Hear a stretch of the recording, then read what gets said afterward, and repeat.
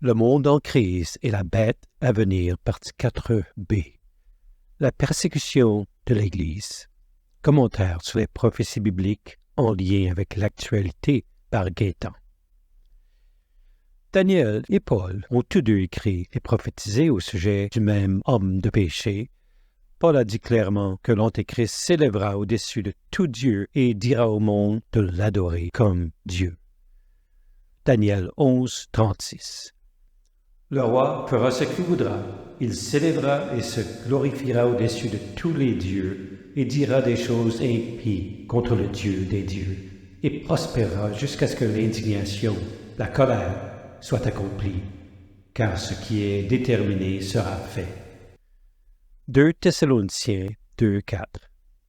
Qui s'oppose et s'élève au-dessus de tout ce qu'on appelle Dieu ou qu'on adore, de sorte que lui, en tant que Dieu, s'assied dans le temple de Dieu, se montrant lui-même qu'il est Dieu. Et Jean nous dit la même chose dans l'Apocalypse, chapitre 13, qu'il y place son idole dans le lieu saint et qu'il ordonne à tout le monde de l'adorer, lui et son image.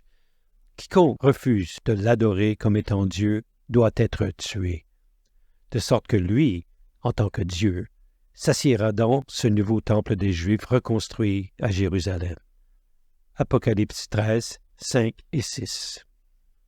Et il lui fut donné une bouche qui disait de grandes choses et des blasphèmes. Et il lui fut donné le pouvoir d'agir 42 mois. Et il ouvrit la bouche pour blasphémer contre Dieu, pour blasphémer son nom et son tabernacle et ceux qui habitent dans le ciel. La fin de cette époque verra une vague de propagande mondiale et elle trompera des millions de personnes. L'Apocalypse indique que la période pendant laquelle cette tromperie sera à son apogée sera une courte période. Cette description de la grande bouche ou grand narrateur éloquent de l'Antéchrist a également été utilisée par Daniel dans ses diverses descriptions de l'Antéchrist. Il aura une très grande gueule. Apocalypse 13, 7. Et il lui fut donné de faire la guerre aux saints et de les vaincre. Et le pouvoir lui fut donné sur toutes les tribus et sur toutes les langues et sur toutes les nations. Quoi? Vous voulez dire que cet Antéchrist l'emporte sur les saints? Il remporte la victoire? Eh bien, pendant la guerre froide, ne semblait-il pas que les communistes avaient gagné et qu'ils avaient en fait prévalu contre l'Église en Russie et dans le bloc de l'Est? Ne semble-t-il pas que les communistes aient prévalu contre l'Église en Chine? Cela signifie-t-il que l'Église soit absolument morte et qu'elle a abandonné la Chine? Non. Seul le pouvoir temporaire a été détruit. Seul le pouvoir politique et économique avait été détruit. Mais cela a été bon pour eux, parce que cela les a fortifiés spirituellement et a provoqué un renouveau de leur foi. Et c'est pourquoi le Seigneur a permis que cela se produise. La Chine compte des millions de chrétiens dans des églises de maison, malgré toutes les persécutions des 75 dernières années. Même s'il sera permis à l'Antéchrist de nous vaincre physiquement, détruisant évidemment le pouvoir temporel organisé de l'Église, il ne pourra pas nous vaincre spirituellement. Apocalypse 11, 3.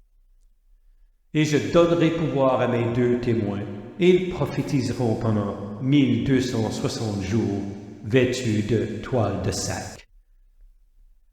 Lorsque cette image de l'horrible bête, l'Antéchrist, sera installée là dans le temple de Jérusalem, au milieu de cette période d'alliance de 7 ans, alors commencera la période de la grande tribulation pour laquelle la parole de Dieu nous donne la durée exacte de 3 ans et demi. Cette période de temps est réaffirmée de tant de manières différentes que vous ne pouvez pas vous méprendre à ce sujet. 3 ans et demi, 42 mois, 1260 jours. Il est répété tant de fois de différentes manières, en jours, en mois et en années, que vous saurez exactement combien de temps cela va durer.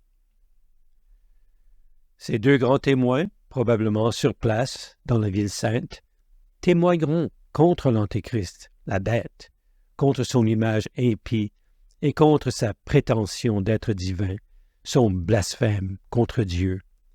Cela pourrait aussi signifier que ces deux prophètes ne seront pas les seuls à témoigner, mais que les églises ou les groupes de croyants joueront également un rôle similaire. À votre avis, pourquoi le Seigneur a-t-il été si clair à ce sujet? Parce que ça va être une période tellement terrible qu'on va compter les jours.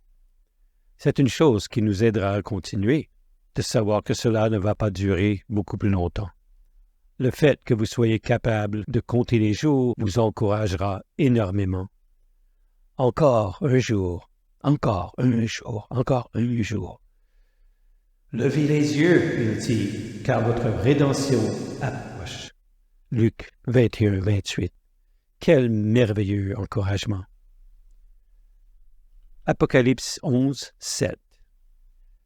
Et quand ils auront achevé leur témoignage, la bête qui est montée de l'abîme leur fera la guerre, et les vaincra, et les tuera. Quand ils auront terminé leur témoignage, pas un instant avant, ils seront en mesure de témoigner et d'être présents durant la totalité des 1260 jours, 42 mois, 3 ans et demi de la période totale de la tribulation, et personne ne pourra les arrêter. Peu importe ce que le diable, tous ses acolytes, tous ses cohortes, conspirateurs et cruels adeptes de la bête, de Satan, peu importe ce qu'ils essaient de faire, ils ne peuvent pas les toucher jusqu'à ce qu'ils aient terminé leur témoignage. Ils jouiront d'un immense pouvoir donné par Dieu sur les éléments et d'une grande protection contre leurs ennemis, mais ils seront finalement tués. Mais quelques jours plus tard, ils seront ressuscités. Apocalypse 11, 11 et 12. Et au bout de 3 jours et demi, l'Esprit de vie de Dieu entra en eux. Ils se tinrent sur leurs pieds, et une grande frayeur s'empara de ceux qui les voyaient. Ils entendirent du ciel une grande voix qui disait « Montez ici !» Et ils montèrent au ciel dans une nuée, et leurs ennemis les virent. Cela se produit à la toute fin de la tribulation, évidemment, parce qu'il prophétise pendant 3 ans et demi. Que se passe-t-il? Ils sont ressuscités. Soudain, ces corps prennent une vie avant d'avoir été enterrés. Pourquoi? Jésus vient dans le ciel et tous les morts en Christ se lèvent à sa rencontre dans les airs, y compris ces 2 témoins. Il semble donc que leur résurrection et leur ravissement pourraient avoir lieu en même temps que tous les autres croyants à la fin de la grande tribulation, lors du retour de Jésus. Apocalypse 12, 6. Et la femme s'enfuit dans le désert, où elle avait un lieu préparé par Dieu afin qu'on l'y nourrisse pendant 1260 jours. Ce verset prouve que cette femme, l'Église, est en vie à la fin des temps. Ici, aussi précisément que cela puisse être, il y a à nouveau les 3 ans et demi de la tribulation. Là où elle sera miraculeusement nourrie et soignée dans des lieux de refuge pendant la période entière de 3 ans et demi. D'autres témoigneront audacieusement, prêcheront ouvertement et prophétiseront contre l'Antéchrist, miraculeusement habilités et protégés par Dieu. Apocalypse 12, 13 et 14. Et quand le dragon vit qu'il était jeté à terre, il persécuta la femme qui avait enfanté l'enfant mâle. Et on donna à la femme 2 ailes d'un grand aigle, afin qu'elle s'envolât dans le désert, dans sa place, où elle fut nourrie pour un temps et des temps, et la moitié d'un temps, de la face du serpent. Donc, bien que ce cruel Antéchrist ordonne que personne ne puisse acheter ou vendre sans sa marque, et que quiconque refuse d'adorer son image soit tué, nous refuserons. Nous refuserons à la fois la marque et l'adoration de l'image. Par conséquent, nous ne serons pas en mesure d'acheter ou de vendre de la nourriture, des vêtements, un abri ou les nécessités de la vie et ils essaieront de nous tuer. La parole de Dieu dit que beaucoup d'entre nous s'enfuiront dans le désert afin de survivre, afin d'éviter d'être tués à cause de notre refus d'adorer l'image de la bête, et afin de survivre malgré le manque de pouvoir acheter ou vendre. Mais Dieu va prendre soin de nous. Cette période de tribulation marquera, pour les vrais chrétiens, la fin de toute association avec les systèmes de ce monde, quelle qu'elle soit. Il sera impossible de survivre autrement que par les miracles de Dieu et en vivant par la foi, totalement et entièrement indépendant du système de l'Antéchrist, sans sa marque, son approbation et sans ses bénéfices. Beaucoup d'entre nous devront entrer dans la clandestinité et faire de notre mieux pour survivre et continuer à témoigner, un peu comme les premiers chrétiens l'ont fait depuis les catacombes pendant les persécutions romaines. Là où l'iniquité abonde, la grâce abonde beaucoup plus. Romains 5, 20. Dans ces derniers jours, les pires, les plus terribles de tous, ces deux témoins ainsi que le reste des croyants seront les témoins les plus puissants que nous ayons jamais vus. Plus l'Antéchrist essaiera de nous réprimer, nous battre et de nous tuer, plus notre survie sera miraculeuse, et plus il essaiera de combattre notre message, autant plus il sera publié. Et avec toute sa puissance, tous ses signes, ses prodiges, toute sa diablerie et toute sa majesté satanique, il ne peut pas nous vaincre, il ne peut pas nous anéantir, il ne peut pas nous arrêter, pas plus dans la tribulation qu'il ne peut le faire en ce moment. Ce ne sera pas un temps de défaite et de destruction totale. Ce sera un temps de terribles batailles et de persécutions, mais en conséquence, de grandes victoires et de grands miracles. Alors, ne vous inquiétez pas d'une période d'oppression, de défaite et d'assujettissement total. La parole de Dieu dit que ceux qui connaissent leur Dieu feront des exploits, et ceux qui comprennent parmi le peuple en instruiront beaucoup. Daniel 11, 32 et 33. Nous allons être très actifs et plus que jamais diffuser le message de l'Évangile et être les plus grands témoins que nous n'ayons jamais été. Romains 8, 31, 35 à 37. Que dirons-nous alors de ces choses? Si Dieu est pour nous, qui peut être contre nous? Qui nous séparera de l'amour du Christ? La tribulation ou la détresse, la persécution ou la famine ou la nudité ou le péril ou l'épée? Comme il est écrit, à cause de toi, nous sommes tués tout le jour. Nous sommes comptés comme des moutons destinés à l'abattoir. Non, dans toutes ces choses, nous sommes plus que vainqueurs par celui qui nous a aimés. Qu'avons-nous appris jusqu'à présent? Cet homme apparaîtra au temps de la fin.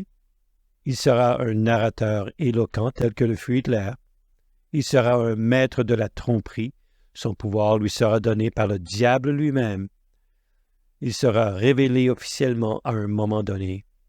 Il aura une portée et un gouvernement mondial. Il s'élèvera au-dessus de Dieu. Il persécutera les croyants, établira une image de lui-même et imposera un nouveau système financier, la fameuse marque de la bête, le 666. À la fin, il essaiera même de combattre Dieu, mais il perdra à la bataille d'Armageddon, à la venue du Seigneur et sera jeté dans l'étang de feu. Dans la partie 5 de cette série, nous continuerons à nous concentrer sur la façon dont le monde dans lequel nous vivons aujourd'hui est en train d'être transformé et préparé pour son entrée sur la scène mondiale. Êtes-vous prêts? Faites-vous partie des croyants en Jésus et de sa grande épouse?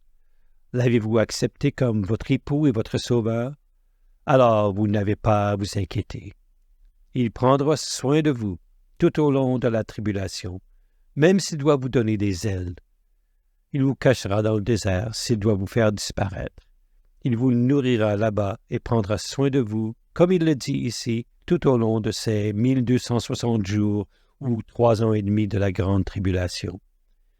Le diable ne peut pas placer ses griffes ou ses crocs sur toi. Il ne peut pas t'inonder ou te noyer avec ses mensonges, parce que tu ne le crois pas. Tu crois seulement la parole de Dieu. Et vous serez sauvés à travers tout cela, et vous vivrez et survivrez jusqu'à la venue de Jésus. S'il vous plaît, faites cette simple prière. Cher Jésus, je veux te connaître personnellement. S'il te plaît, pardonne toutes mes fautes. Je crois que tu es le Fils de Dieu et que tu es mort et as ressuscité pour moi. Je t'invite dans mon cœur et dans ma vie.